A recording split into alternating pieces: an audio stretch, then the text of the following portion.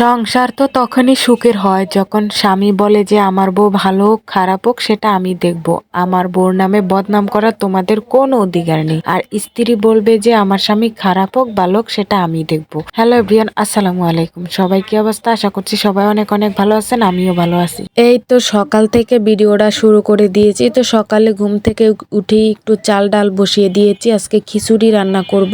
তো এই তো খিচুড়ি সকালে আমি খেয়ে নিয়েছি। তারপরে সকালবেলা আমি চা না খেলে আমার ভালো লাগে না, তো এই তো 1 কাপ তো চা খাওয়া লাগবেই, তো দুধ চা বানিয়ে নিচ্ছি। তো হাজবেন্ড আর আমার জন্য বানিয়ে নিচ্ছি। তো আজকে সকালে চা খেয়ে নিয়ে এই তো দুপুরে রান্না বাড়ায় চলে আসলাম। তো আমাদের বাসার পাশে ভ্যান থেকে সিম আলু কিনে টমেটো কিনে নিয়ে চলে এসেছি। তো আজকে সিম আলু টমেটো দিয়ে মাছ দিয়ে রান্না করব। তো প্রথমে আমি আলু সিমটা কেটে নিচ্ছি, তারপরে দুপুরে রান্নায় চলে যাব। তো প্রথমে ডালটা বসিয়ে দিয়েছি চুলার উপরে। তো এখানে আমি পেঁয়াজ কাঁচামরিচ এগুলো সব ভেজে নিয়েছি।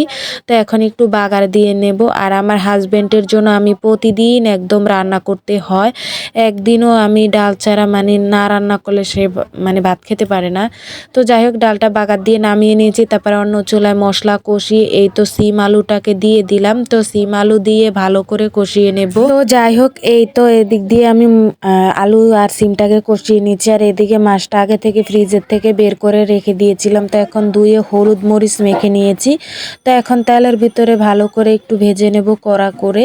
তো রুই মাছ, ছোট রুই মাছ। তো যাই হোক এদিক দিয়ে আমার তরকারিটাও কষানো হয়ে গিয়েছে। তো এখন আমি পানি দিয়ে পরিমাণ মতো, তো মাছগুলো এর ফাঁকে আমি একদম লাল লাল করে ভেজে নিয়েছি। এখন একদম একে একে করে দিয়ে দেব, দিয়ে ঢেকে রান্না করে নেব। তো যাই হোক এদিক দিয়ে আমার হাজবেন্ডে আবার দেখি আলু মুড়ি তারপরে সিম টিম এগুলো নিয়ে এসেছে।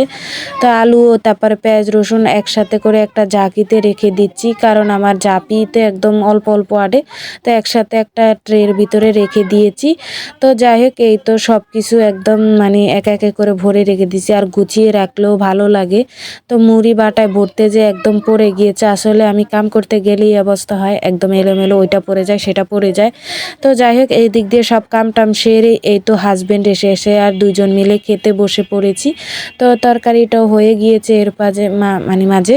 তো যাই হোক আজকের ভিডিওটা আপনাদের কাছে কেমন লেগেছে অবশ্যই কমেন্ট করে জানাবেন। আল্লাহ হাফেজ, টাটা, বাই বাই, গুড।